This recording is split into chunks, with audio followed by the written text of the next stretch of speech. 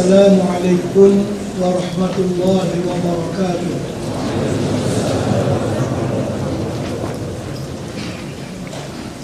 Bismillahirrahmanirrahim. Ila hadratin nabiyil mustafa Rasulillah sallallahu alaihi wasallam wa ila kafatil anbiya'i wal mursalin wa li jami'il muslimin wal muslimat wal mu'minina wal mu'minat wa bil khusus ila ruhil imam Abi Hamid Muhammad ibn Muhammad al-Ghazali rahimahullahu ta'ala wa ila ruhil Syekh Abdul Samad al-Falimbani rahimahullahu ta'ala syai'un lillahi lahumul Fatihah.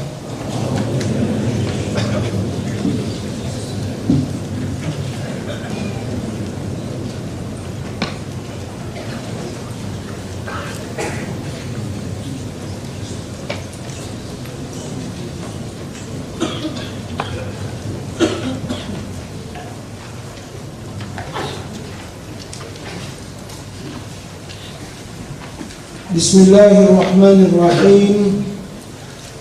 Alhamdulillahi rabbil alamin.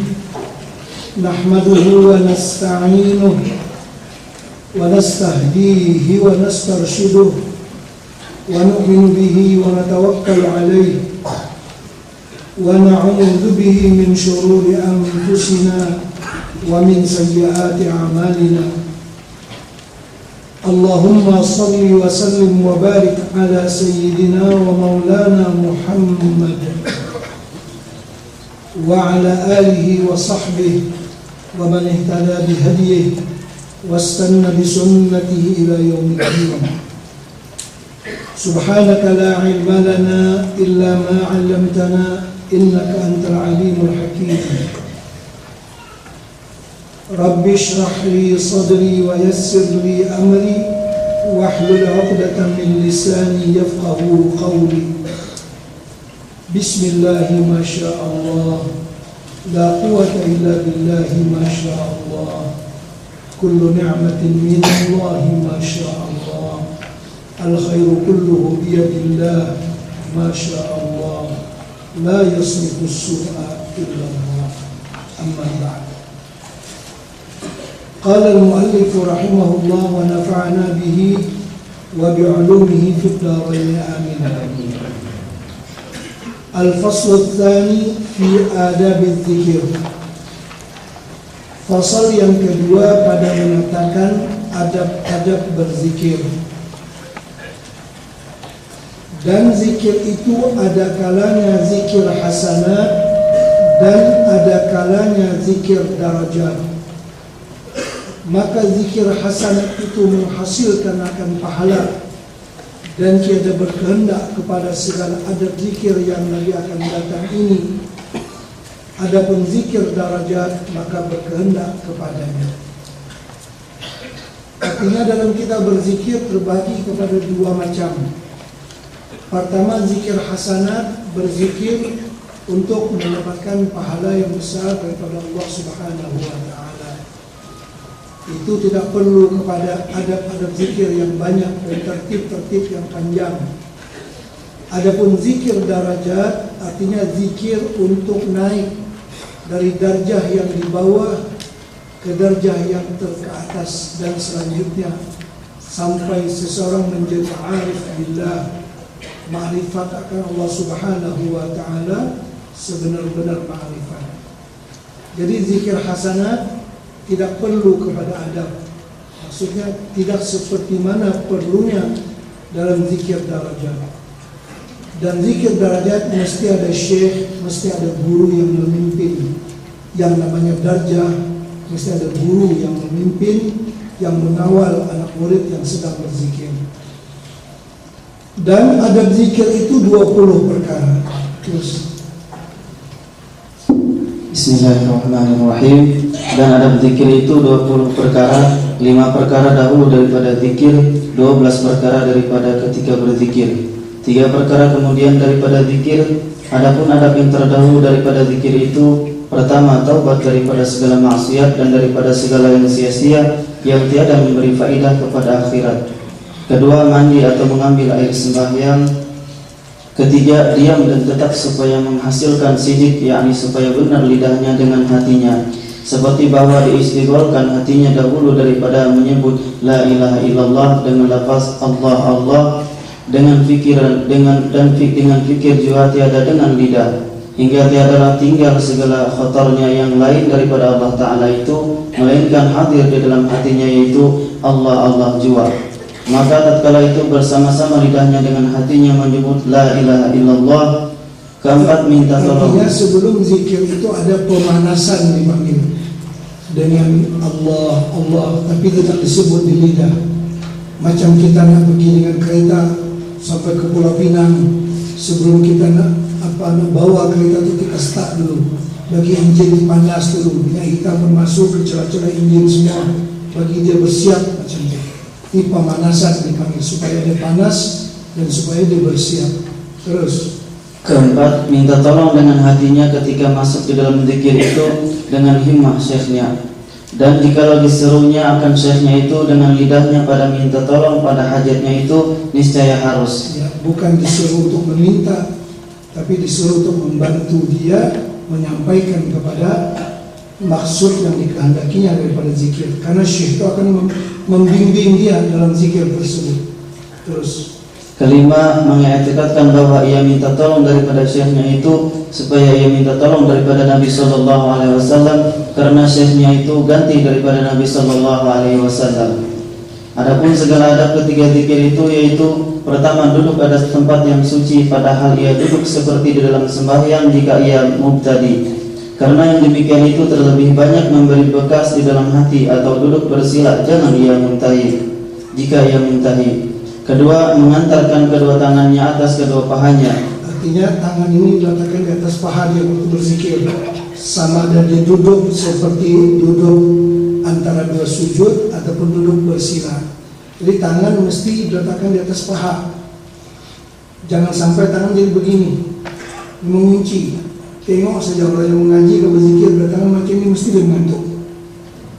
Ini kunci, dia mengantuk dia kuat lagi. Jadi tangan diletakkan di atas paha. Jadi kalau mengantuk dia rebah. Jadi dia terbangun balik lah. Jadi tangan jangan macam ini. Tasbih tangan. Apakah lagi waktu di masjid? Mesti waktu berzikir tangan di atas paha. Terus ketiga, membubuk bau-bauan pada tempat zikir itu, ya, seperti gaharu dan sebagainya. Terus keempat, memakai pakaian yang baik, yakni yang halal lagi harum baunya. Kelima, memilih tempat yang kelam. Keenam, memejamkan kedua matanya. Ketujuh, menyerupakan rupa syekhnya antara kedua matanya. Dan adab ini terlebih muakkad daripada ahli tasawuf. 8, benar ia pada zikir itu, yakni sama padanya nyata pada orang atau tersembunyi daripadanya. Bukan dibuat-buat menunjuk-nunjuk kepada orang, tidak, tapi benar di dalam zikir itu. Kadang-kadang waktu berzikir timbul ahwal, timbul keadaan yang tidak terkawal, seperti orang yang fana kan. Jadi berzikir dia jadi macam tak dapat dikawal lah, tapi itu keadaan yang benar terjadi pada dirinya, bukan seperti kepura-puraan dan tunjuk ke orang yang kata dia pandai sangat. Terus kesembilan, ikhlas, yaitu bahwa ia mengkosotkan dengan zikirnya itu semata-mata Allah Ta'ala jua. Kesepuluh, memilih ia sigoh zikir itu dengan la ilaha illallah, maka disebutnya serta dengan kuat yang sempurna serta ta'zim, dan menaikkan lafaz la ilaha itu dari atas pusatnya dan menyampaikan akan lafaz illallah itu kepada hatinya yang dinamai akan dia hati sanubari, padahal mencenderungkan kepadanya kepada lambungnya yang kiri serta hadir hatinya yang maknawi di dalamnya, seperti yang lagi akan datang kaifiat ini pada pasal yang ketiga insyaallah ta'ala. Tadi sudah kita tunjukkan kaifiatnya. Terus ke-11, menghadirkan makna zikir itu dengan hatinya serta tiap-tiap kali daripada menyebut zikir itu. Adapun makna la ilaha illallah itu pada yang mengistihdorkan di dalam berzikir itu, maka tatkala nyata sifat basyariah dan was-was dikata dengan lidahnya la ilaha illallah dan dikatanya dengan hatinya la ma'budu illallah, dan tatkala padam sifat basyariah dan was-was dan sucilah hatinya daripada demikian itu, atau karena menuntut akan suatu daripada zauq dan syauq kepada Allah Ta'ala, dikatanya dengan lidahnya la ilaha illallah, dan dikatanya dengan hatinya la matluba illallah. Maksud la matluba boleh juga la maqsuda illallah. Terus. Dan tatkala lenyap segala khawatirnya sekalian, dikatanya dengan lidahnya la ilaha illallah, dan dikatanya dengan hatinya la maujuda illallah, karena pandangan tatkala itu bahwasanya adalah yang tertutur itu dengan hak subhanahu wa ta'ala, yakni bihaulihi wa quwwatihi. Karena itu kan ada yang dalam berzikir itu ma'bud, maksud, baru ma'bud, baru maujud. Jangan terbalik ya. Jadi yang pertama dulu ma'bud, yang kedua baru maksud, yang ketiga baru maujud. Jangan maujud dulu, terbalik, ikut maratibul zikir dia terbalik.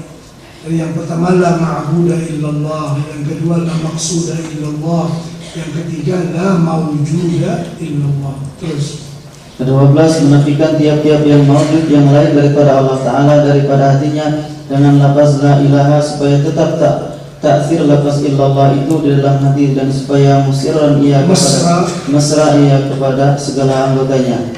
Adapun segala adab yang kemudian daripada zikir itu yaitu 3 perkara. Pertama, hendaklah ia tetap apabila ia diam daripada zikir itu dengan ikhtiarnya, dan hendaklah ia hadirkan hatinya karena menanti warid zikir itu, yakni karena menanti faidah yang hasil daripada zikir itu. Artinya ini yang datang setelah berzikir. Warid itu seperti ilham yang datang dalam hatinya setelah berzikir. Terus Mudah-mudahan dengan anugerah Allah Ta'ala datang di atasnya, maka tatkala itu diperbaikannya lah wujudnya, yakni diperbaikinya lah wujudnya, yakni hatinya pada ketika itu jua yang tiada dapat diperbaiki akan dia dengan mujahadah dan riyadhah di dalam 30 tahun. Kedua, hendaklah ia menahan nafasnya daripada keluar masuk, karena ia terlebih segera pada membaiki hati dan membukakan hijab dan memutuskan khawatir nafsu syaitan. Ketiga, hendaklah ia menahan dirinya daripada minum air kemudian daripada zikir itu, karena minum air itu memadamkan akan panas yang didapat daripada zikir itu dan menghilangkan ridhonya kepada mazkur, yaitu Allah Subhanahu wa Ta'ala yang maksud pada zikir itu. Jadi adab-adab ini sebenarnya itulah pengalaman rohaniah, pengalaman orang yang berzikir, macam mana nak mempercepatkan masuknya ta'zim Allah Subhanahu wa Ta'ala ke dalam hati.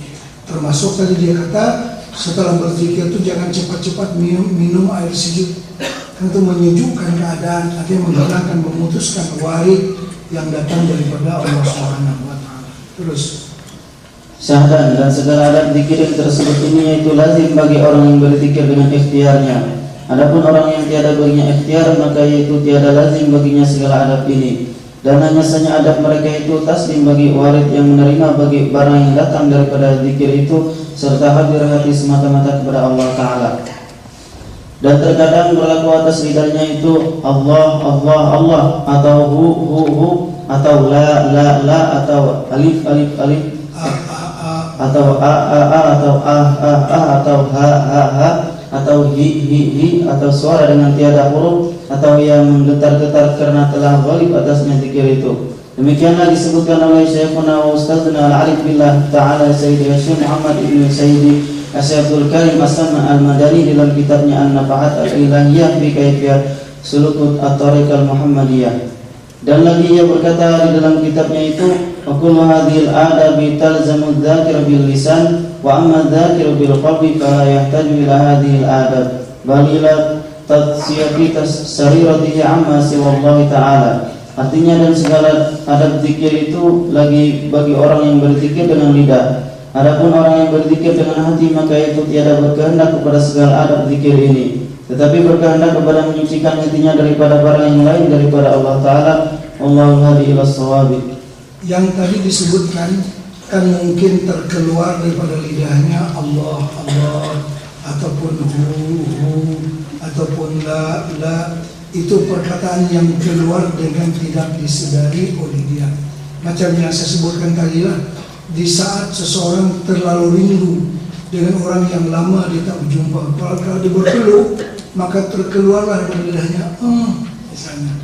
Itu benda yang tak dapat dihuraikan kecuali dengan kalimat yang sangat panjang, yang rasa kepuasan di hati itu bukan diada-ada, tapi dia wujud daripada perasaan syauq dan zauq yang terlampau dalam. Terus Bismillahirrahmanirrahim. Pasal ketiga pada menyatakan kaifiat zikir. Kaifiat yakni cara zikir itu atas beberapa bahagi, tetapi aku sebutkan dalam kitab ini 3 kaifiat, yaitu yang disebutkan oleh Syekhuna wa Ustazuna Al-Afkham Malazuna Al-Arif Billah Sayyidi Syekh Muhammad As-Samman rahimahullah ta'ala dalam kitabnya yang bernama An-Nafahatul Ilahiyah, yaitu kaifiat yang pertama, bahawa duduk ia menghadap qiblat seperti duduk dalam solat dan menaikkan ia dengan la ilaha itu dari atas pusatnya, padahal diniatkan dengan la ilaha itu menafikan akan barang yang lain daripada Allah Ta'ala daripada hatinya, dan diniatkan dengan illallah itu menyampaikan akan dia kepada hatinya, yaitu kepada hati sanubari, padahal memalukan kepalanya kepada pihak kiri dengan illallah itu serta dihadirkan akan maknanya itu dalamnya. itu kaifiat yang tadi kita tunjukkan sebelum zuhur. Ya. Adapun kaifiat yang kedua dan yang ketiga itu bagi orang yang telah pandai kaifiat yang pertama sebenarnya. Jadi bersusun lebih cara tangga dia. Itu tangga pertama, ini tangga kedua dan tangga ketiga. Jadi benda ini bukan banyak dibaca tapi banyak difaham melalui amalan. Macam kita lah, kalau saya nak cerita bahwa di Kuala Lumpur ni ada satu restoran yang tom yum dia paling sedap. Jenuh saya cerita kesedapan masakan tom yum itu begini. Bagi orang yang tidak pernah merasai di tempat itu, dia nganga-nganga, dia tak tahu macam mana kesedapannya. Nah, kita bawa di kedai itu, makan semangkuk, tengok macam mana. Dia kata. Atau apa dia? Itulah dia. Benda yang dia tak guna hurai kalimat itu. Nah, rasa kesedapan, rasa syok dan sebagainya. Rasa dulu baru dia tahu. Jadi ilmu yang begini bukan ilmu dibahas, tapi ilmu dirasa melalui zauq. Terus kaifiat yang kedua. Artinya kaifiat yang kedua ini hanya dapat difaham bagi orang yang sudah cekap dengan kaifiat yang pertama. Terus kaifiat yang kedua, bahawa duduk dia seperti yang demikian itu, dan ingat ia di dalam duduknya itu akan kebesaran Tuhannya yang disebutnya itu, serta ghaib ia di dalam jalannya dan lenyap ia di dalam jamalnya, padahal ia memandang akan syekhnya itu pada permulaan ia masuk dalam zikir itu, dan dimulainya dengan pihak tangannya yang kiri, padahal ia menundukkan akan kepalanya, serta ingat ia akan kehinaan dan iftiqarnya kepada Allah Ta'ala. Semuanya menundukkan kepala waktu berzikir. Jangan macam tu. Sampai dia tengok orang lain yang asyik tu dia gelap. Macam apa dia ni? Semua zikir tu tunduk. Kalau dibuka mata, dia tengok kan orang yang seperti histeria, yang tak sadar berzikir tu, dia akan bergerak dengan pergerakan yang kadang-kadang lucu. Ya kan? Kalau diperhati macam tu, dia pun akan gelap. Jadi kerana itu kena tunduk waktu berzikir. Terus dan dilalukannya dengan la itu daripada lututnya yang kiri kepada lututnya yang kanan, dan dinaikkannya dengan lafaz ilaha kepada bahunya yang kanan, padahal diangkatkan kepalanya itu kepada pihak kanan, dan dipalukannya akan kepalanya itu dengan palu yang keras dengan lafaz illallah kepada hatinya, padahal menghadirkan ia pada permulaan zikirnya itu daripada lututnya yang kiri la ma'buda illallah, dan pada lututnya yang kanan itu la maqsuda illallah, dan pada bahunya yang kanan itu la mawjuda illallah, dan pada hatinya la matluba illallah. Dan ketika sempurna zikir itu, maka dilanjutkannya dengan hu illallah itu, serta menahan dia akan nafasnya, padahal dia menanti faedah al-faidul ilahi, yaitu faedah zikir yang datang daripada Tuhan kita Azza wa Jalla. itu dipanggil warid. Ya, terus yaitu nur yang ditaruhkannya di dalam hati yang membanyakkan akan zikir itu, dan dengan nur itu hasil makrifat akan Allah Ta'ala dengan makrifat yang yakin, dan hasil segala sifat kepujian daripada sahabat dan ridha dan zuhud dan wara' dan barang sebagainya daripada rahsia yang ajaib yang diperolehi oleh orang yang berzikir itu dalam satu saat, padahal tiada diperolehi oleh orang yang mujahadah dan riyadhah 30 tahun atau lebih. Wabillahi taufiq wal hidayah. Kaifiat yang ketiga, bahawa hendaklah menyebut zikir itu dengan mualas, yaitu berturut sekira-kira jadilah dua kalimat itu seperti kalimat yang satu, padahal tiada suatu yang menyelang antara keduanya itu pada kharij atau pada zihin, supaya tiada boleh masuk syaitan daripadanya itu. artinya berzikir itu bersambung La ilaha illallah, la ilaha illallah, la ilaha illallah, la ilaha illallah. Itu ada kaifiat, ini kaifiat yang ketiga. Terus, dan inilah terlebih hampir membukakan bagi hati dan terlebih menghampirkan akan jalan kepada Tuhan kita dengan syarat hendaklah dihadirkan makna zikir itu dengan hatinya pada tiap-tiap kali zikir itu. Dan sekurang-kurang zikir itu bahwasanya pada tiap-tiap mengatakan la ilaha illallah itu tiada ada dalam hatinya itu sesuatu yang lain daripada Allah Ta'ala, melainkan dinafikan daripada hatinya itu dan semata-mata mensabitkan akan Allah Ta'ala dalam hatinya itu. Wabillahi taufiq wal inayah. Jadi benda ini hanya dapat difahami dengan kaifiat, dengan dipelajari, dengan diamalkan, bukan dengan dibahas. Terus, bab ketujuh pada menyatakan adab bersahabat dan muasyarah, yaitu berkasih-kasihan bersakhalit, yaitu Allah Ta'ala dan beserta makhluk. Kata Imam Al-Ghazali rahimahullahu ta'ala, i'lam anna sahibaka alladhi la yufariquka fi hadarika wa safarika wa naumika wa yaqazatika bal fi hayatika wa matik huwa rabbuk wa sayyiduk wa maulaka wa khaliquk wa mahma zakartahu fa jalisuka idh qala Allah Ta'ala ana jalisu man zakarani. Ketahui olehmu bahwasanya taulanmu dan sahabatmu yang tiada bercerai akan engkau di dalam hadirmu, yaitu dalam negerimu dan di dalam safarmu, yaitu di dalam pelayaranmu dan di dalam tidurmu dan di dalam jagamu, bahkan dalam hidupmu dan matimu, itu yaitu Tuhanmu dan penghulumu dan maulamu yang menjadikan akan engkau. Dan manakala engkau sebut akan dia, maka yaitu seolah-olah duduk dia dengan engkau, karena firman Allah Ta'ala dalam hadis qudsi, akulah seolah-olah duduk dengan orang yang menyebut akan daku. Wa mahman kasara qalbuka hazanan ala tafsirika fi haqqi dinik fahuwa sahibuka wa mulabisuka idh qala Allah Ta'ala ana 'indal munkasati qulubuhum min ajli. Dan manakala pecah hatimu kerana dendam dan duka cita atas taksirmu pada hak agamamu, maka ia adalah taulanmu dan yang melazimkan dia akan engkau, kerana firman Allah Ta'ala dalam hadis qudsi, akulah pada orang yang pecah hati mereka itu dari kerana aku. Maksud pecah hati dan juga di sini dalam hadis ana indal munkasirati qulubuhum min ajli, orang yang pecah atau yang remuk hatinya karena aku. Karena hati orang yang bermuamalah dengan Allah, apalagi yang berzikir kepada Allah Subhanahu wa Ta'ala, dia mengandungi antara beberapa sifat yang berbeza-beza. Misalnya di waktu yang sama kita takut akan Allah, pada waktu yang sama kita harap akan Allah Subhanahu wa Ta'ala. Takut dan harap itu bersama-sama ada. Pada waktu yang sama kita takut amalan kita tidak diterima oleh Allah, tapi pada waktu yang sama takanilah kemampuan kita, harap Allah terima jugalah amalan kita seadanya. Jadi bila bercampur benar-benar macam ini, akan menjadi remuklah hati seseorang. Kan macam kita beramal, kita sembahyang, kata khusyukun, dah sangatlah sembahyang kita, tapi inilah kemampuan kita yang kita ada. Harap diterima jugalah oleh Allah seadanya apa yang kita mampu. Jadi perasaannya bila bercampur dalam hati kita menjadi kecil dan malu kepada Allah Subhanahu wa Ta'ala.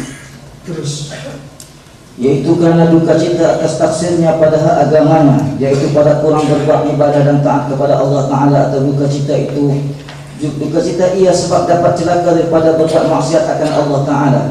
Maka jikalau engkau ketahui akan Allah Ta'ala itu dengan sebenar-benar makrifat, nescaya engkau jadikan akan dia tahu dan sebenar-benarnya, dan engkau tinggalkan akan manusia itu pada satu pihak. Maka jikalau tiada kuasa engkau atas yang demikian itu pada sekalian waktumu, maka lazimkan olehmu bahwa engkau jadikan pada malammu dan siangmu daripada waktu yang engkau jadikan dalamnya munajat dengan Tuhanmu dan Sayyidmu. Artinya kalau tak dapat berkepanjangan, carilah masa-masa tertentu di tengah malam ke masa bilakah engkau berni'mat, berlazat-lazat dengan Tuhanmu. Terus, yaitu engkau ingat akan Allah Subhanahu wa Ta'ala itu Tuhanmu, dan engkau fikirkan di dalam hatimu pada tiap-tiap waktu siang dan malam, seolah-olah ia hadir padamu, dan seolah-olah ialah taulanmu yang memeliharakan akan engkau pada segala kelakuannya dan segala perbuatannya, padahal dia melihat akan segala perbuatanmu itu pada tiap-tiap waktu siang dan malam. Dan engkau fikirkan dalam hatimu dan engkau sunyikan akan hatimu itu daripada ingat kepada yang lain daripada Allah Subhanahu wa Ta'ala, dan daripada memikirkan akan yang lain daripadanya, dan daripada memikirkan pada segala pekerjaanmu dan pada segala ibadahmu.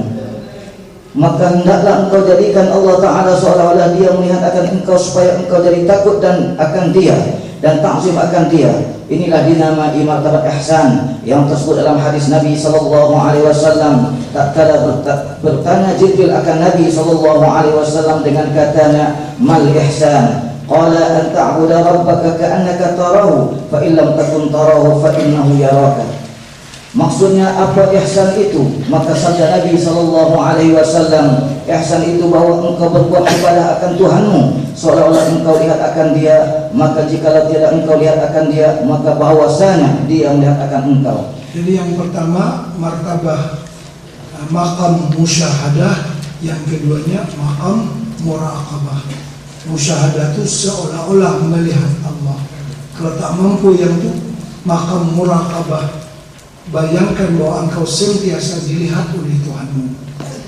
Terus, dan dari kerana inilah sayyidianya engkau membanyakkan akan zikrullah ta'ala pada segala waktumu, seperti firman Allah Ta'ala, uzkurullaha zikran katsira wasabbihuhu bukratan wa asila.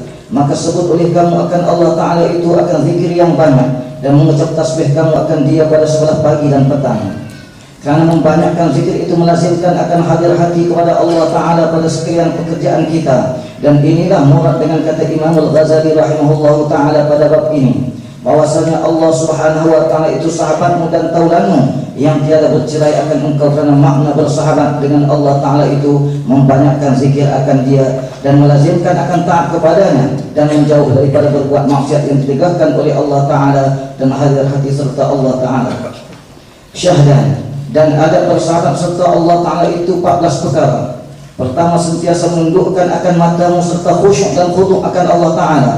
Kedua, menghimpunkan himmah, yaitu menghimpunkan cita-cita kepada Allah Ta'ala, dan sentiasa tafakur pada kebesaran Allah Ta'ala dan azamahnya, yakni kebesarannya, dan jangan membanyakkan memikir akan yang lain daripada Allah Ta'ala dalam segala dunia dan kemuliaannya, dan sentiasa hadir hati serta Allah Ta'ala. Ketiga, mengekalkan akan diam daripada berkata-kata akan yang tiada memberi faedah kepada agama, karena sabda Nabi SAW, alaika bitulis sam'i fa innahu mataradatun lisyaitan. Lazimkan oleh kamu dengan melanjutkan diam, maka kerana bahawasanya diam itu melakkan bagi syaitan. Keempat, sentiasa mendiamkan akan segala anggota daripada yang sia-sia, kerana diam anggota itu melazimkan akan khusyuk hati dan khudu' dan hadir hati kepada Allah Subhanahu wa ta'ala.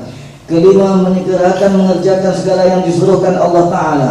Keenam, menjauhkan akan segala yang dilarangkan oleh Allah Ta'ala atas jalan yang bersegera. Ketujuh, jangan i'tirad, rasa tiada puas hati. komplain, i'tirad itu komplain, apa sih? Terus, Dengan i'tirad yang dirasa tiada puas hati atas qadar Allah Ta'ala dan qadanya, yaitu apabila engkau lihat sesuatu perbuatan, jangan engkau sangkal dan jangan engkau tegur dengan hatimu, dan hanya sungguhnya serahkan semua perbuatan itu kepada Allah Subhanahu wa ta'ala. Melainkan jika perbuatan itu menyalahi akan syarak, maka jika ada manfaat pada mengingkarinya, maka engkau tegur dengan lidah jua. Dan jika tiada memberi manfaat, maka yaitu diam daripada mengingkarinya itu lebih baik daripadanya. Yang kedelapan, menekalkan akan zikir dengan lidah dan dengan hati, seperti yang telah tersebut bicara zikir itu pada bab yang ke-6 dahulu. Kesembilan, mengekalkan akan tafakur kepada Allah Ta'ala dan kebesaran Allah Ta'ala, dan hadir hati serta Allah Ta'ala dan ingat kepadanya, dan jangan mengingatkan kepada yang lain daripada Allah, daripada segala yang sia-sia. Kesepuluh, melebihkan dan memilih akan Allah daripada segala makhluk dan daripada segala yang lain daripada Allah Ta'ala.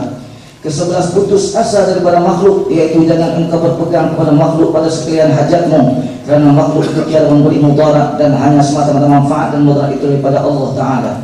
Ke-12, wudu', yaitu menghinakan diri dalam hatinya kerana takut akan Allah Ta'ala dan kerana haibah, yakni gerun akan Allah Ta'ala. Ke-13, pecah hati kerana malu akan Allah Ta'ala.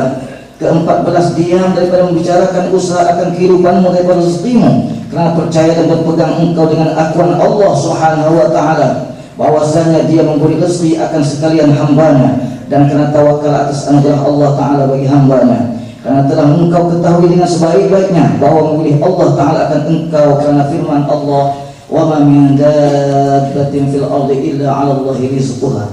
Tiada sesuatu yang melata dalam bumi, sama ada manusia atau binatang, sama ada darat atau di laut, melainkan adalah rezeki mereka itu daripada pemberian Allah Subhanahu wa taala yang telah diakuinya di dalam Al-Qur'an. Dan kata Imamul Ghazali rahimahullahu taala, wa hadza kulluhu yanbaghi an yakuna syi'araka fi jami'i laylika wa naharika, fa innahu adabus suhbati ma'a sahibil la yufariqu wal khalqu yufariqunaka fi ba'di awqati. Dan segala adab serta Allah Subhanahu wa taala seyogianya bahwa adalah engkau ingatkan pada segala malam dan siangmu, karena bahwasanya segala adab ini yaitulah adab bersahabat serta sahib, yaitu serta Tuhanmu yang tiada percaya ia akan engkau, seperti firman Allah taala, wa huwa ma'akum aina ma kuntum. Dan Allah Subhanahu wa taala itu adalah ia serta kamu barang di mana ada kamu, dan segala makhluk itu percaya ia akan engkau pada setengah waktumu. Fasl fi adabil alim. Ini suatu pasal pada menyatakan adab orang yang alim. Dan adab-adab orang yang alim itu 17 perkara. Pertama, ihtimal, yakni menanggung sesuatu dan menerima sesuatu yang didatangkan oleh murid daripada pertanyaan dan pekerjaan yang menyusahkan akan dia. Yakni hendaklah orang alim itu bersifat dengan sabar pada sesuatu yang datang kepadanya daripada segala yang menyusahkan akan dia, dan jangan lekas memarahi ia akan muridnya itu. Kedua, ihtimal itu menanggung derita, menanggung sesuatu yang menyusahkan. Jadi orang yang alim mesti ada sifat ihtimal, karena kadang-kadang murid ini tidak mengerti. Kita sudah letih mengajar, tengah jalan sembilan dia tanya orang kita, dia tak faham. Bahwa kita dah letih tengah jalan, kita nak berehat, pas itu dia tanya pula soalnya payah-payah pula nak jawab. Karena ihtimal lah, karena sabar lah dengan kelakuan murid yang maksud itu. Terus kedua, luzumul hilmi, yakni seyogianya bagi orang yang alim itu bersifat dengan hilm, yaitu tiada lekas marah. Ketiga, duduk dengan haibah atas kelakuan yang tetap serta menundukkan kepala. Keempat, meninggalkan takabur atas sekalian hamba Allah Ta'ala, melainkan atas orang yang zalim karena menegahkan daripada zalimnya itu. Kelima, memilih tawadhu, yakni merendahkan diri pada perhimpunan orang banyak dan pada majelis orang banyak. Keenam, meninggalkan bergurau-gurau sendak dan bermain-main. Jadi seorang guru seeloknya jangan bergurau bermain-main dengan muridnya. Kalau guru main badminton dengan murid ya, muridnya smash, pam, berikan ada ini aja. Jadi kan tak merasa bahal kan. Benda itu sesuai tidak smash lah kan, katuk kuat-kuat. Tapi jadi jangan bergurau, jangan bermain berlebihan begitu.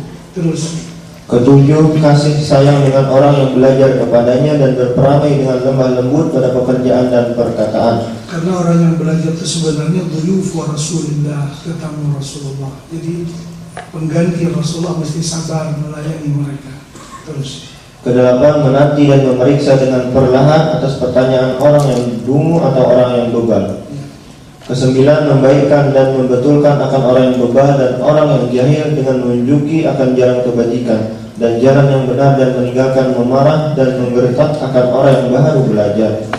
Kesepuluh, jangan malu daripada mengata tiada aku tahu atau mengata wallahu a'lam tatkala syak pada masalah atau belum zahir akan dia masalah. artinya seorang guru ditanya orang, dia tak pandai jawab, jangan paksa jawab. Dia berkata la wallahu a'lam ataupun la adri, aku tak tahu.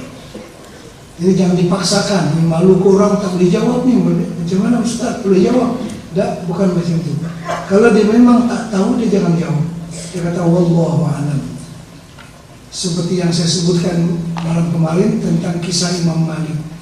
Imam Malik waktu menjadi guru di Madinah, ada orang datang kepada Maghribi, kepada Maroko, bertanya kepada beliau 40 masalah.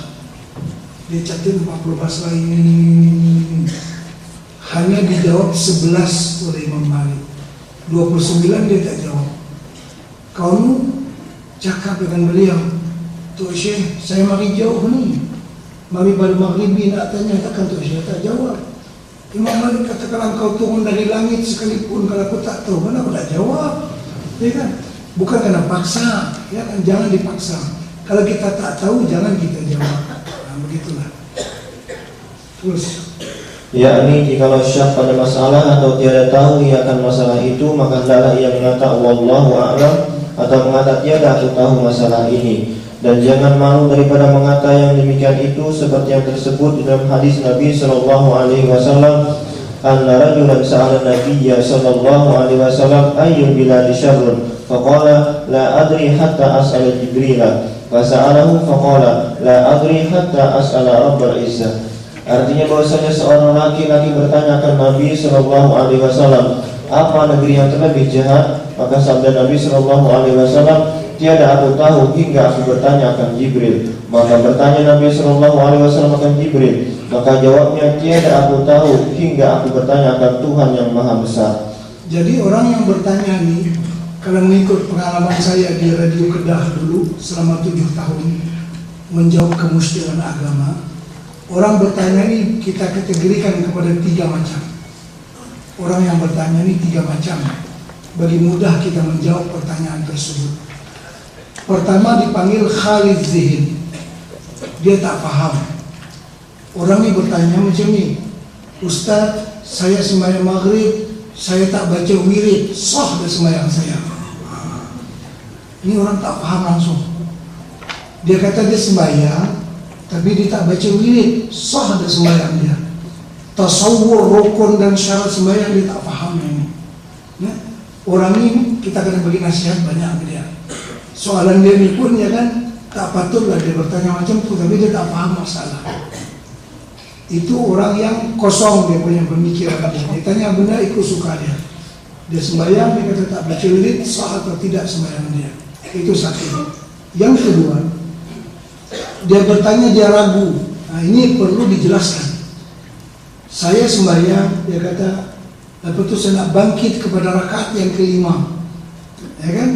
Baru saya teringat, saya turun balik. Itu saya nak kena sujud sahwi dah. Ini dia faham, dia mengerti. Cuma dia ragu, nak kena sujud sahwi ataupun tidak. Itu diputuskan, kenalah ataupun janganlah. Karena dia ragu, mutaraddid. Orang tu dia ragu, dia bertanya, saya kena sujud sahwi ataupun tidak? Kita beritahu orang ini kena sujud sahwi. Orang yang ragu. Yang ketiga, dia bertanya, dia tahu, tapi dia nak menguji kita. Atau nak bertanya bagi pihak orang lain, Ustaz, orang yang tak mau hukum hududnya apa hukum dia Ustaz? Bukan dia tak tahu, dia nak tes kita macam mana nak jawab, ya kan? Dia nak tahu puak mana, belah mana, apa semua kan? Dia bukan bertanya dia tak tahu, dia tahu yang bertanya, tetapi ada benda yang dia nak tanya kepada kita. Nah, jadi orang yang bertanya ini 3. Pertama, orang yang khalid zihin, dia kosong, dia tak paham masalah. Itu perlu diterangkan dan perlu dinasihati. Yang kedua, dia ragu, perlu dibuat keputusan. Yang ketiga, dia nak menguji kita ataupun nak memberitahu kepada orang lain. Itu perlu bijaksana kita membuat jawaban kepada dia. Terus ke-11, hendaklah sungguh-sungguh berhadap kepada orang yang bertanya akan dia masalah dan menuntut faham akan soal orang itu supaya menjawab ia akan soal itu. Artinya soalan itu mesti dijawab, pasti difaham dengan baik, baru boleh dijawab. Jadi soalan mesti difaham dengan baik, baru boleh dijawab. Kalau seorang guru dia tak faham lagi soalan murid, dia tak boleh jawab. Karena menjawab itu adalah menghukumkan kepada sesuatu. Wal hukmu ala syai'in far'un min tasawwurihi. Kemampuan kita untuk menghukum sesuatu itu setelah kita mampu menggambarkan, merupakan masalah itu dalam kepala kita. Kalau kita tak boleh mentasawurkan masalah itu, jawaban kita tak kena. Jadi al-hukmu ala syai'in far'un min tasawwurihi. Terus ke-12, menerima dalil yang membenarkan perkataan orang atau perkataan murid, dan jangan ditolakkan akan dalilnya itu karena malu daripada orang banyak. Karena mengikut yang benar itu wajib, dan kalau daripada orang yang di bawah kita sekalipun. Jadi ada anak murid mengatakan mungkin yang Ustaz sebut tadi kurang betul, begini-begini yang betul apa begini-begini. Kalau dia tersalah, dia cabut balik kenyataan dia. Kalau begitu tadi mohon maaf saya tersalah, cabut balik dia punya keterangan. Jangan dipaksa juga, dah yang saya ini begini, dia paksa. Padahal benda itu salah, jangan berbuat demikian. Jangan merasa malu mencabut balik kalau dia tersalah. Karena manusia ini tempat kesalahan dan kekhilafan. Kadang-kadang kita lupa juga, ya kan? Jadi kalau kita tersalah, ditegur orang, terima kasih kalau memberi teguran kepada kita, begitu.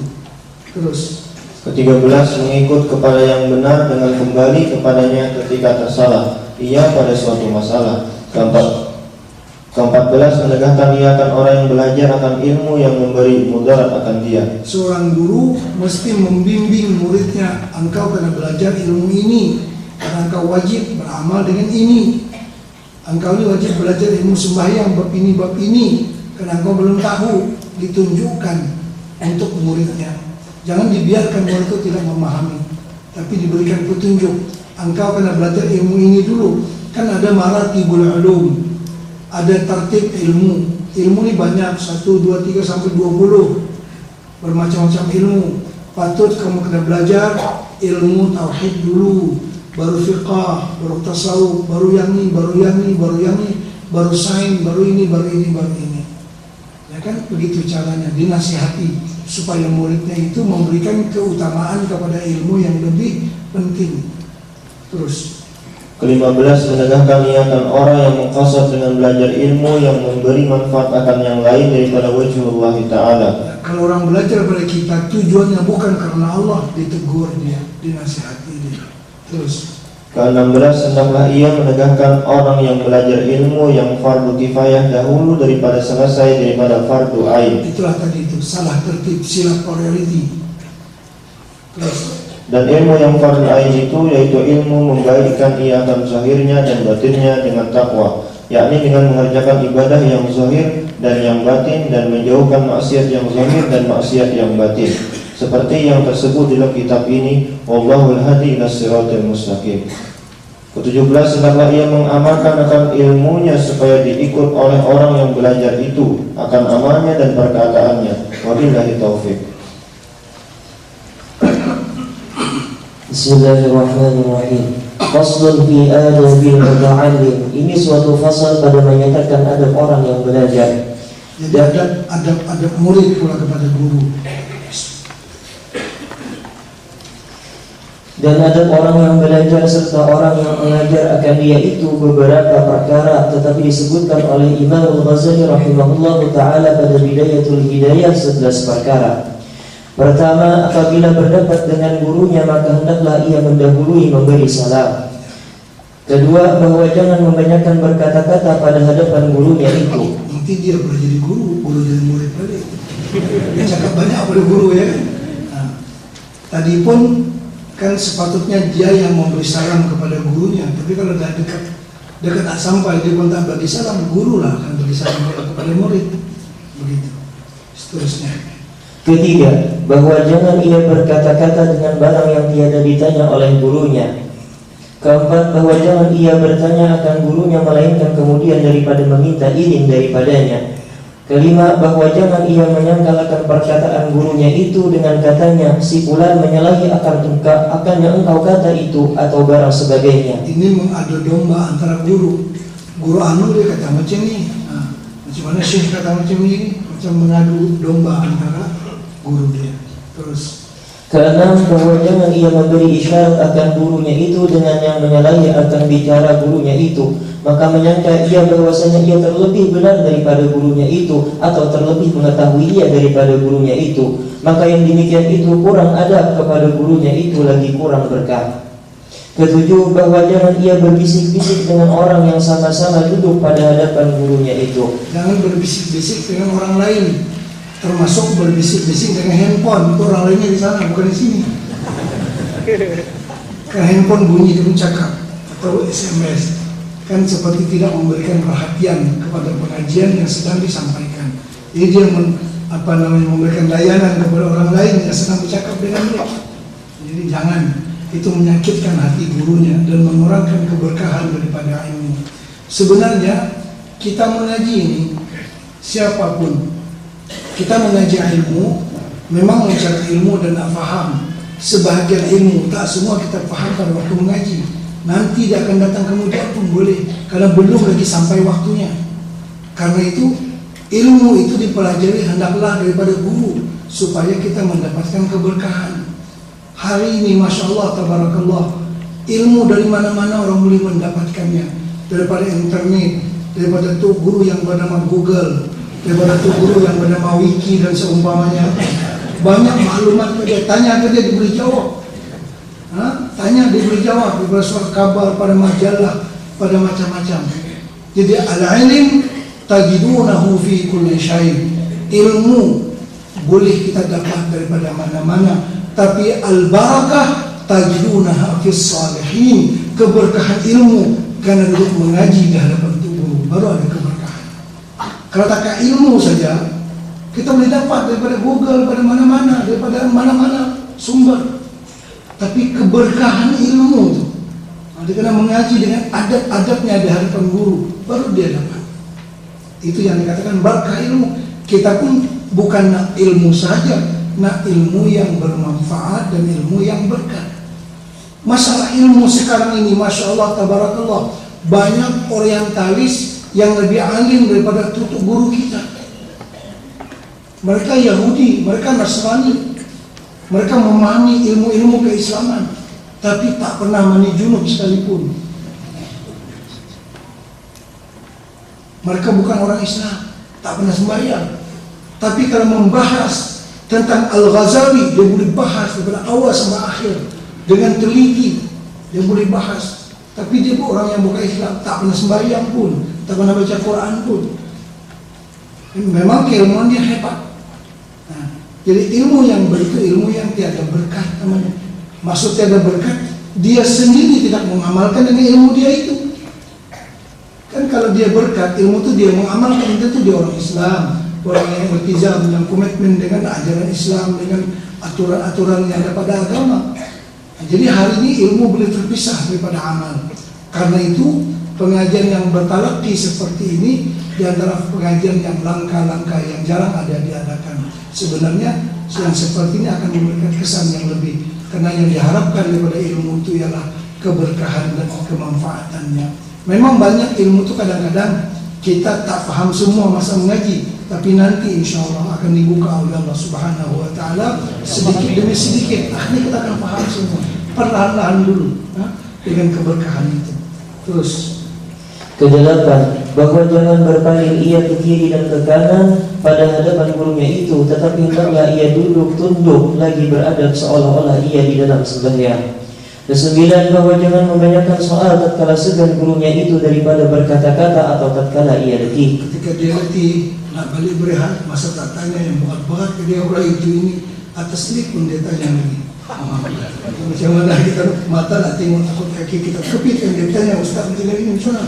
Masya Allah, bagilah masa untuk kita nak berehat sekejap, ya kan?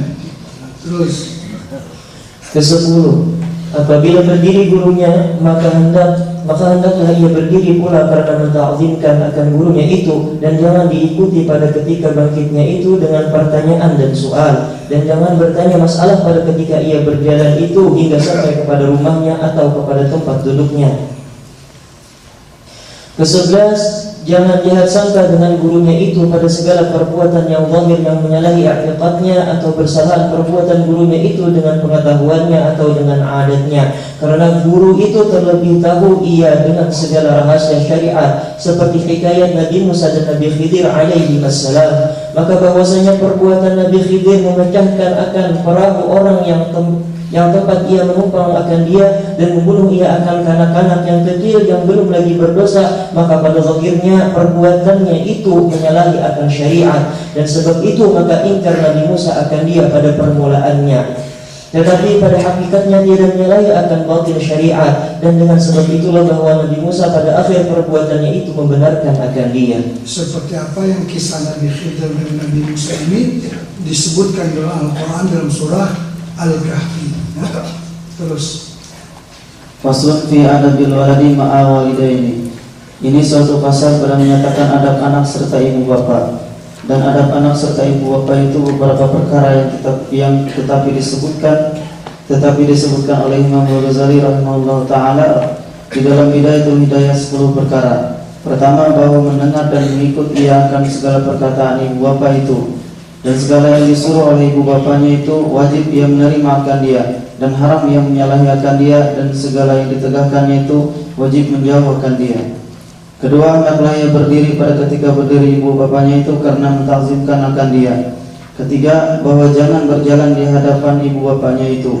Keempat, jangan ia mengangkatkan suaranya atas suara ibu bapanya itu. Kelima, apabila memanggil ibu bapanya akan dia, maka hendaklah dijawabnya dengan jawab yang sopan, seperti yang dijawabnya dengan yang memberitahu akan membesarkan ibu bapanya, seperti labbaik atau na'am atau sayyidi atau sayyidati jika dengan bahasa Arab. Keenam, hendaklah sungguh-sungguh yang melihara atas menuntut keridhaan ibu bapanya itu daripada perbuatan dan perkataan serta merendahkan dan menghinakan diri bagi ibu bapanya itu. Ketujuh, bahwa jangan membangkitkan atas ibu bapanya itu dengan sebab berbuat kebajikan bagi keduanya itu. Maksud membangkit itu mengungkit-ungkit lah. Terus. Dan dengan sebab memeliharakan sekalian pekerjaan bagi keduanya itu. Kedelapan, bahwa jangan menilik kepada keduanya itu dengan tilik yang menyakiti akan keduanya itu, atau dengan tilik marah akan keduanya itu. Kesembilan, bahwa jangan memasangkan muka pada hadapan ibu bapa sebab marah akan keduanya itu. Kesepuluh, bahwa jangan musafir melainkan dengan izin ibu bapanya itu, melainkan jika ada musafirnya itu karena menunaikan haji yang fardu ain atasnya, maka itu tiada berkehendak dengan izin ibu bapanya itu, tapi sunat yang meminta izin daripada ibu bapanya itu. Adapun musafir karena naik haji yang sunat atau yang fardu kifayah, maka itu tiada harus melainkan dengan izin ibu bapanya itu. Dan demikian lagi musafir karena ziarah kepada anbiya dan aulia dan barang sebagainya, maka itu tiada harus melainkan dengan izin ibu bapanya itu, tetapi harus musafir karena menuntut ilmu dengan tiada izin ibu bapanya itu. Allahul muwaffiq. Faslun fi adabi sahibi ma'a sahibihi. Ini suatu pasal pada menyatakan adab seorang yang bersahabat serta sahabatnya. Dan adabnya orang yang bersahabat itu beberapa perkara, tetapi disebutkan oleh Imam Al-Ghazali rahimahullah ta'ala di dalam kitab Bidayatul Hidayah 23 perkara. Pertama, melebihkan ia akan taulannya itu atas dirinya dengan hartanya, seperti yang memberi akan taulannya itu dengan hartanya padahal dirinya itu berhajat kepada harta itu. Maka jika tiada kuasa yang demikian itu, maka hendaklah yang memberi akan taulannya yang lebih daripada hajat dirinya itu pada ketika berkehendak taulannya itu. Jadi yang pertama al-isar, melebihkan sahabat. Dia pun perlu, tapi tak apalah, dia utamakan sahabatnya. Atau sekurang-kurangnya tadi, kalau sesuatu itu sudah lebih daripada keperluannya, tolonglah sahabat dia yang memerlukannya. Dalam ini kita boleh melihat satu contoh dalam kehidupan para sahabat radhiyallahu ta'ala anhum ajma'in. Waktu peperangan Yarmuk, ada seorang bapak saudara pergi perang bersama dengan anak saudara dia. Bapak saudara pergi perang bersama dengan anak saudara dia. Mereka berdua berjanji nanti kalau selesai peperangan kita hendaklah saling melihat satu sama lain, apakah terkorban sebagai syahid atau bagaimana. Tolong carilah kalau setelah selesai peperangan. Apabila peperangan telah selesai, anak saudara dia tengok, mana bapak saudara dia, tak nampak. Mungkin bapak saudara dia mati syahid. Dia pun cari dengan membawa segelas air. Cari, akhir-akhir ketemu, jumpa bapak saudara dia sedang dalam keadaan nazak, sakaratul maut, karena terlalu banyak luka dalam badannya.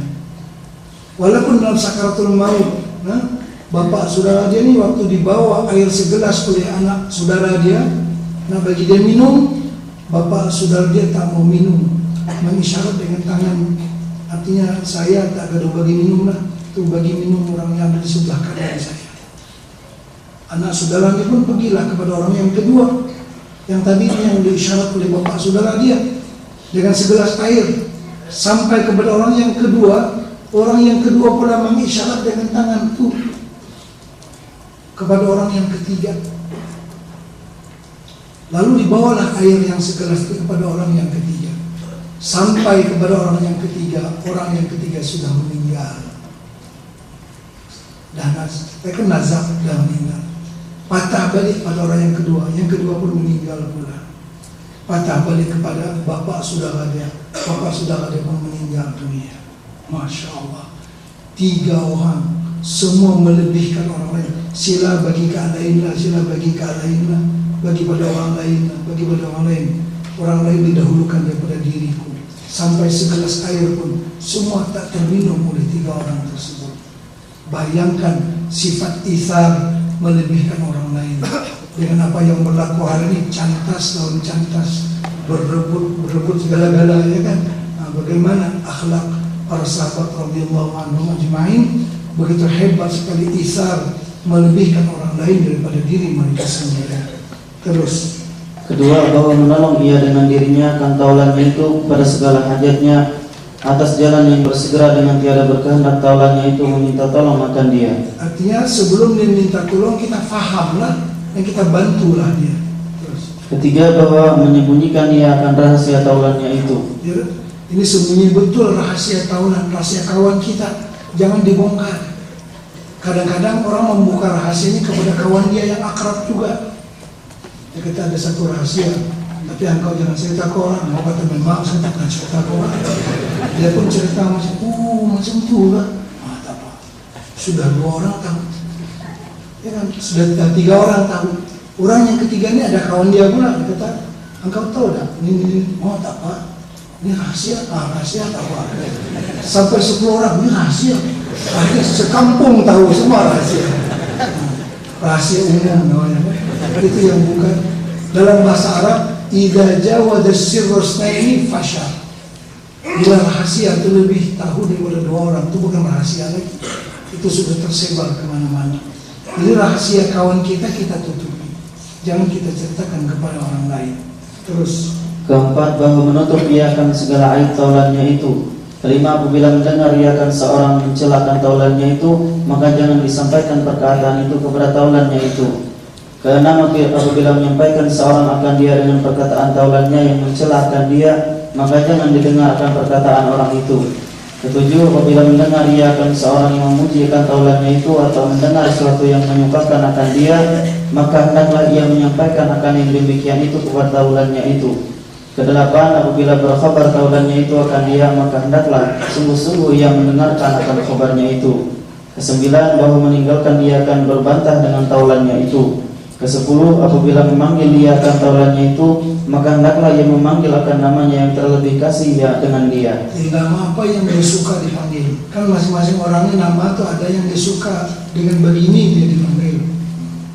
Terus Kesebelas, apabila melihat ia akan kebajikan taulannya itu, maka hendaklah ia memuji akan dia. Kedua-belas, apabila berbuat taulannya itu akan sesuatu yang daripada kebajikan, maka hendaklah ia syukur atas perbuatannya itu. artinya terima kasih atas perbuatannya itu.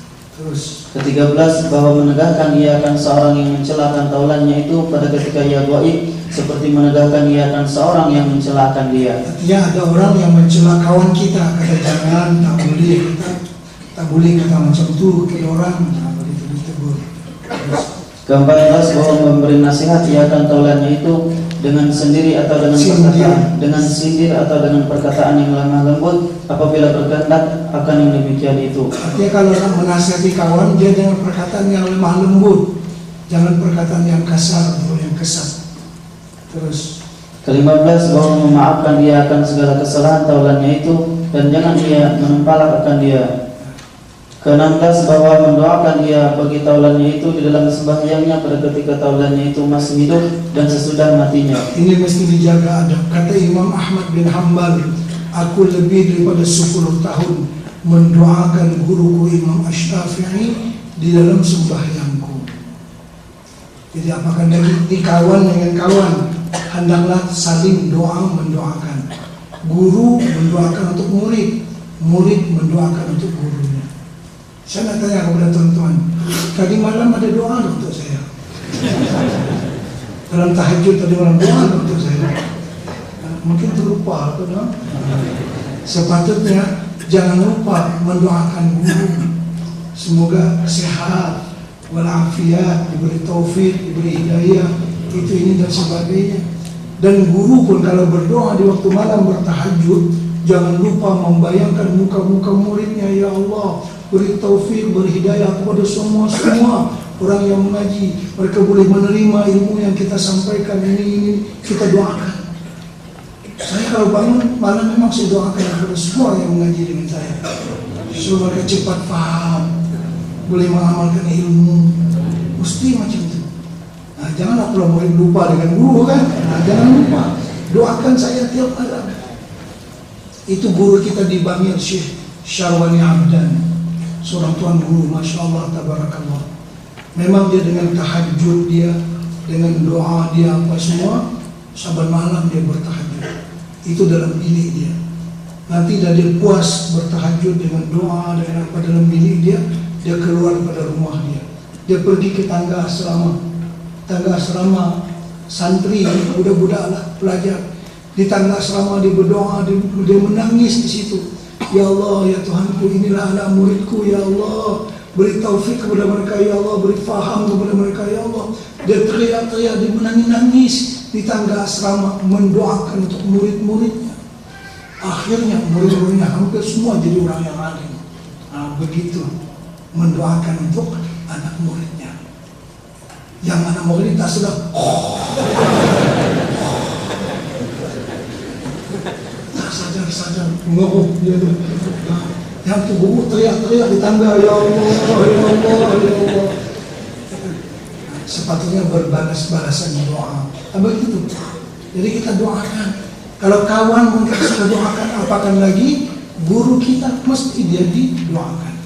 Jadi bahwa mendoakan ia bagi taulannya itu di dalam sembahyangnya. Rabbighfir lana dzunubana wa liwalidina wa limasyayikhina. Guru-guru kita didoakan. Begitulah murid mesti ingat kepada jasa guru.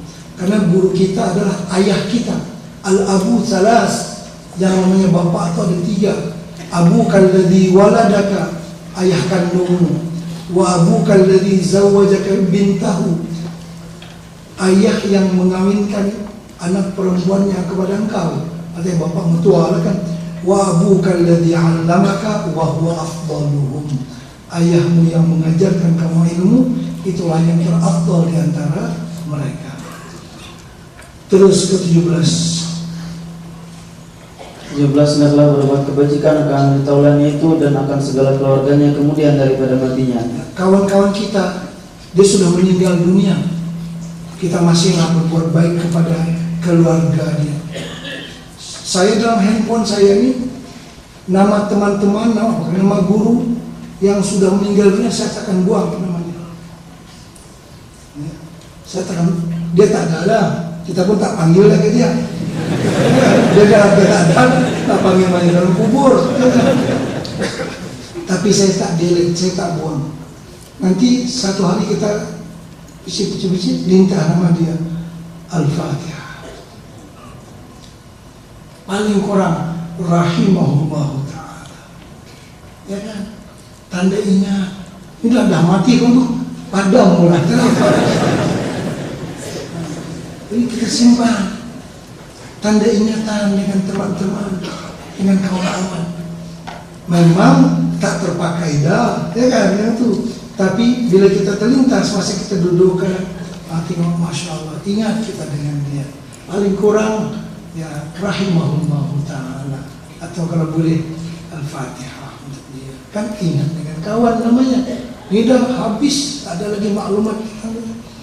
Terus 18, bahwa jangan memberati ia akan taulannya itu daripada suatu hajatnya, supaya senang hati taulannya itu daripada kesusahannya. Ke-19, menyatakan kesukaan dengan sebab segala yang ada oleh taulannya itu daripada yang menyukakan akan dia. Bila dia gembira, kita tahniah dia, tahniah atas kejayaan dia. Terus Dan menyatakan ia akan kedukaannya dengan sebab yang didapat oleh taulannya itu daripada segala yang dibencinya.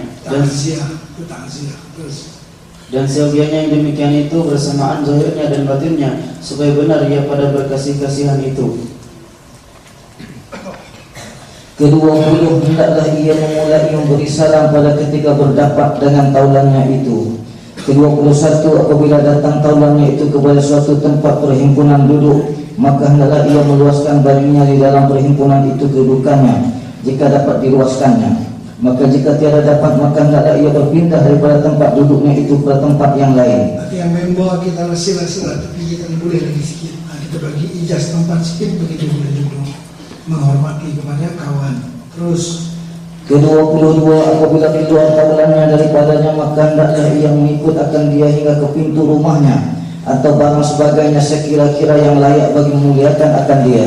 3 taulan datang ke rumah kita, kita hantarkan dia sampai ke pintu rumah kita, itu paling kurang.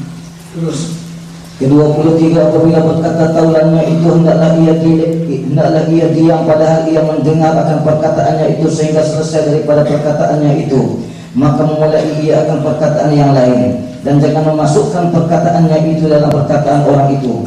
Dan hasil daripada segala adab ini bahwasannya hendaklah diperbuat akan tiap-tiap seorang itu dengan segala perbuatan yang menyukai akan hati mereka itu, dan jangan diperbuat akan seorang itu dengan segala perbuatan yang dibenci oleh mereka itu. Syahadan, apabila engkau menuntut akan taulan supaya jadi ia sekutumu pada belajar ilmu, dan supaya jadi ia taulan pada pekerjaan kamu dan duniamu, atau jadi ia taulan pada musafir, maka hendaklah engkau peliharakan di dalamnya itu 5 perkara. jadi kriteria memilih teman, ada 5 perkara yang mesti dicari pada teman, ya. Seperti mana kita memelihara yang 5 pada teman kita, dan teman kita pun mencari yang 5 juga pada diri kita. Macam cerita anak terunal, nak meminang anak dah, dia nak cari anak dah yang cukup 4 sifat, dengan cantiknya, dengan hartanya, kedudukannya, agamanya, jenuh cari, cari, memang susah terjumpa yang cukup 4 itu. Nak cari hal cantik, kita kena suluh muka kita sama cantik tak mana, ya kan? Baru berpadanan, kita nak cantik sangat, yang kita pun cantik tak mana. Kita nak dia kuat beragama, yang kita sendiri bagaimana agama kita? Boleh yang lebih kurang tu boleh lah, maksudnya tak mesti yang kuat sangat. Kalau boleh yang elok sangat pun dia tak mau ke kita pun, apa saya kata dia tak ada gitu. Benda tu tak ada ke kita, dia tak mau lagi pula, ya kan? Jadi maknanya berpadanan ataupun kufu. Jadi ada 5 perkara yang kita nilai orang yang kita jadikan teman. Pertama, orang yang berakal. Maka tiada dapat engkau kebajikan pada pertaulan dengan orang yang kurang akalnya, kerana pada akhirnya itu kembali kepada perkelahian dan bersakitan hati dengan dia. Dan seteru yang berakal itu terlebih baik daripada taulan yang tiada berakal. Kedua, orang yang baik kelakuannya dan yang baik perangainya, maka jangan bertaulan dengan orang yang jahat kelakuannya dan orang yang jahat perangainya, yaitu orang yang tiada membaiki akan dirinya pada ketika marah, dan tiada membaiki akan dirinya pada ketika datang hawa nafsunya, yaitu apabila ia marah maka tiada boleh ditahannya akan dirinya itu, dan demikian lagi apabila datang hawa nafsu maka tiada kuasa ia menegahkan akan dia. Dan sesungguhnya telah berhimpunan akan yang demikian itu dalam wasiat Al-Qamah Al-Qaridi rahimahullahu ta'ala bagi anaknya tak kala ia hendak mati dengan katanya. Ini wasiat Al-Qamah kepada anaknya supaya anaknya mencari teman yang bagus. Terus, Ya bunayya idza aradta suhbata insanin fashab man idza khadamtahu sanaka. Wahai anakku, apabila hendak engkau bertaulan akan manusia, maka engkau perbuat taulan akan seorang yang apabila engkau jadikan ia akan khadam, nescaya memeliharakan ia akan engkau. Wa idza sahibtahu zanaka, dan apabila engkau jadikan ia akan taulan, nescaya memperbaiki ia akan engkau. Artinya bila kita berteman dengan dia, kita bertambah elok. Bila kita berteman dengan dia, nilai diri kita bertambah baik, ya kan? Kalau seorang tu guru naik satu kereta dengan artis naik nama ke tu guru turun nama? Seorang tuan guru naik dalam kereta artis yang nampak kecil bersama dengan, misalnya, apakah artis itu naik nama atau tu guru jatuh namanya? Tu guru lah jatuh nama kan? Terus, jadi orang yang kalau kita bersahabat dengan dia akan menambah nilai kepada diri kita. Terus, Wa in qa'adat bika mu'natun malaka, dan jikalau picik yang disempit dengan engkau belanja, nescaya memberi akan engkau belanja. Ishab man iza madatta yadaka bi khairin maddaha, berbuat olehmu taulan akan seorang yang apabila engkau beri akan dia dengan kebajikan, nescaya membalas dia akan dia. Wa in ra'a minka hasanatan addaha, dan jika melihat ia daripadamu akan kebajikan, nescaya membilang ia akan dia. Wa in ra'a minka hasanatan addaha, wa in ra'a minka sayyatan saddaha, dan jika melihat ia daripadamu akan kejahatan, jangan menutup ia akan dia. Ishab man iza qulta saddaqa qawlah, wa in hawalta amraka i'tamarah, wa in tanaza'tuma fi syai'in atharaka. Perbuat olehmu taulan akan seorang yang apabila berkata engkau nescaya membenarkan ia akan perkataanmu, dan jika engkau salahkan akan pekerjaanmu kepadanya nescaya mengerjakan ia akan dia, dan jika berbantah kedua kamu pada sesuatu nescaya memenangkan ia akan engkau. Ketika orang yang soleh, maka jangan engkau bertaulan orang yang fasik, padahal mengekalkan ia atas dosa yang besar atau yang kecil. Karena seorang yang takut akan Allah Azza wa Jalla itu tiada ia mengekalkan atas dosa besar dan yang kecil. Dan barang siapa yang dia takut akan Allah Azza wa Jalla, nescaya tiada dapat dipercayai dirasa aman akan kejahatannya itu. Ya, kalau orang tu dengan Allah Ta'ala dia berani, dengan kawan lagi dia berani, tak boleh dipercaya dia. Terus keempat, bahwa jangan ada orang itu sangat kasih akan dunia, maka bertaulan dengan orang yang sangat kasih akan dunia itu racun yang membunuh akan diri. Nah, tabiat itu mengikut akan tabiat orang yang bersama dengan dia. Maka bersama dengan orang yang gemar akan dunia itu menambah dia gemar akan dunia, dan sangat gemar akan dunia itu asal segala kejahatan seperti sabda Nabi SAW, hubbud dunya ra'su kulli khati'atin. Kasih akan dunia itu kepala segala kejahatan dan kesalahan. Kelima, hendaklah engkau berbuat taulan itu orang yang benar pada segala perkataannya itu. Maka jangan engkau bertaulan dengan orang yang banyak berdusta, karena orang yang banyak berdusta itu tiada dapat dipercayakan agamanya dan dunianya, dan yang demikian itu membawa kepada membinasakan akan agama. Sabda Nabi SAW, "Thalathatun man kunna fihi fa huwa munafiqun wa in shama wa shalla, man idza haddatsa kadzaba wa idza wa'ada akhlafa wa idza tumina khana." 3 perkara barang siapa ada sesuatu daripadanya itu, maka ia itu munafik, dan jikalau puasa ia dan sholat ia sekalipun. Pertama, seorang yang apabila bercerita ia berdusta. Kedua, seorang yang apabila berjanji dia nescaya menyalahi akan janjinya. Dan ketiga, seorang yang apabila dipercayai orang akan dia nescaya khianat dia. hari itu sudah kita terangkan maksud munafik ini, munafik pada amal, bukan munafik pada i'tiqad, ya. Nah, artinya amalan orang itu, perbuatan orang itu menyerupai perbuatan orang yang munafik, bukan akidah dia. Terus Syahadan, dan manusia itu terbagi kepada 3. Pertama, misalnya itu seperti makanan yang tiada terkaya daripadanya. Kedua, misalnya itu seperti obat yang berkehendak kepadanya itu pada satu waktu, yaitu waktu sakit, dan tiada berkehendak kepadanya pada waktu yang lainnya, yaitu waktu sehat. Ketiga, misalnya itu seperti penyakit, maka tiada berkehendak kepadanya itu sekali-kali. Dan lagi taulan itu terbagi kepada 3. Yang pertama, taulan bagi akhiratmu, maka jangan engkau peliharakan di dalamnya itu melainkan agamamu. Kedua, taulan bagi duniamu, maka jangan engkau peliharakan di dalam itu melainkan caranya yang baik dan pekerjaan yang membawa kepada kebajikan. Ketiga, taulan berjinak-jinak dengan dia, maka jangan engkau peliharakan di dalamnya itu melainkan sejahteramu daripada berdayanya dan kejahatannya. alhamdulillah, sampai kepada khatimatun, kesudahan kitab ini. Insyaallah kita akan baca nanti selepas sembahyang isya, bukan selepas maghrib, karena kita akan khatamkan terus. Berbaki lagi lebih kurang 23 muka surat insyaallah. Jadi mohon maaf kadang kita laju baca nak bagi dan khatam lalu kita kan, kalau tidak tak khatam lah. Jadi insyaallah sekali kuliah lagi yang terakhir nanti selepas isya kita akan khatamkan kitab ini insyaallah. Al-Fatihah.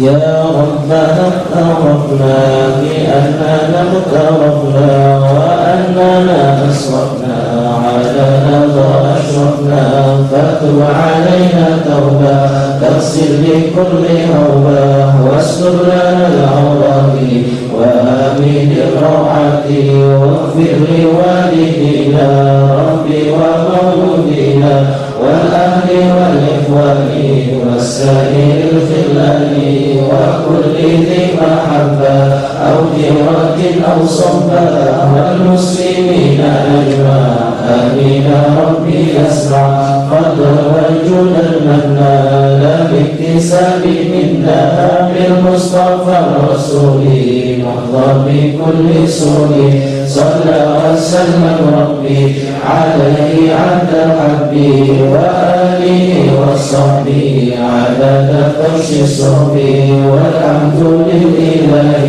في البدء والتناهي والحمد لله في البدء والتناهي سبحان رب العزة عما يصفون وسلام على المرسلين والحمد لله رب